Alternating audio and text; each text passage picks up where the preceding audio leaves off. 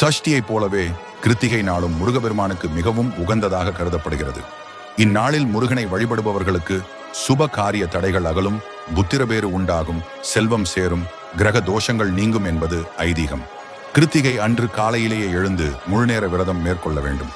அன்றைய நாள் முழுவதும் கந்த சஷ்டி கவசம், முருகன் ஸ்தோத்திரங்கள், முருகனுடைய புராண வரலாற்று கதைகள் ஆகியவற்றை படிக்கலாம். விரதம் இருப்பவர்கள் பொதுவாக உண்ணாமல் விரதம் இருக்க வேண்டும். பால், பழம் சிலர் அருந்துவது உண்டு. உப்பில்லா உணவை எடுத்துக்கொள்வது இந்த கிருத்திகை விரதத்தின் மிக முக்கியமான அம்சமாகும். எனவே நீங்கள் உணவு எடுத்துக்கொள்ள வேண்டும் என்றால் உப்பில்லாமல் எடுத்துக்கொள்வது நல்லது. முருகனுக்கு சர்க்கரை பொங்கல், ரவை கேசரி போன்றவை நைவேத்தியம் படைக்கலாம். மேலும் செவ்வரளி மலர், செம்பருத்தி, செண்பகம், ரோஜா போன்ற சிவப்பு நிற மலர்களை கொண்டு முருகனை அலங்கரிப்பது விசேஷமானது. மாத கிருத்திகையில் புண்ணிய ஸ்தலங்களில் நீராடுவது, முருகன் கோவிலுக்கு சென்று முருகனுக்கு தேவையான அபிஷேக பொருட்களை வாங்கி கொடுப்பது அல்லது வீட்டில் பூஜை செய்பவர்கள்